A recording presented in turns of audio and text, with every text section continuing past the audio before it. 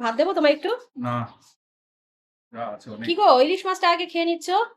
ইলিশ মাছটাকে খাই, ওটা এখন দেখি কতটা খেয়ে পেট ভরে। কারণ ইলিশ মাছটা খেয়ে নিলে তো তুমি সেই শোল মাছটার পরে ভালো লাগবে। ভালো লাগবে কিনা জানি না, পেটটা ভরে এসছে।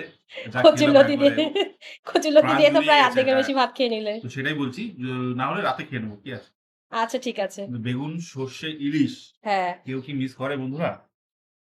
সর্ষে ও ইলিশ সর্ষের বেগুন, গন্ধে গমগম করছে। তাই না?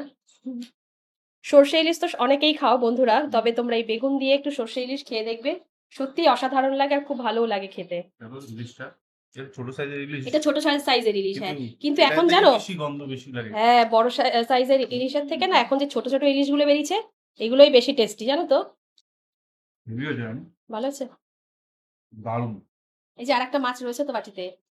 ওই যে বললাম, খেয়ে দেখি, পেটটা না ভরলে আবার খাবো। ঠিক আছে, এখন না হয় বেগুন ইলিশ দিয়ে খাও, রাতে না হয় সজনে ডাঁটা আলু দিয়েই শোল মাছটা খেও। ঠিক আছে, আমি বলতে চাইছি, বলো। এটার রেসিপিটা বলে দাও মুখে মুখে, কিভাবে করবে? এটা খুবই সিম্পল একটা রেসিপি। হুম, ইলিশ মাছটাকে খুব হালকা করে ভাজতে হবে, হুম, মানে নামমাত্র, না ভাজাই যাকে বলে, তেলের মধ্যে দিতে হবে, এপিট ওপিট করে উঠিয়ে দিতে হবে। তারপর সর্ষেটাকে পেস্ট করে ওটা ছাঁকনিতে ছেঁকে নিয়েছি আমি। আমি সর্ষের ছিলকাটা দেই না। আর কাঁচা লঙ্কা ওর সাথে একটু বেটে নিয়েছি, কিছুটা কাঁচা লঙ্কা চিড়ে রেখেছি। তারপর মাছগুলো ভাজা হয়ে গেলে বেগুনগুলোকে একটু ভেজে তুলে নিয়েছি।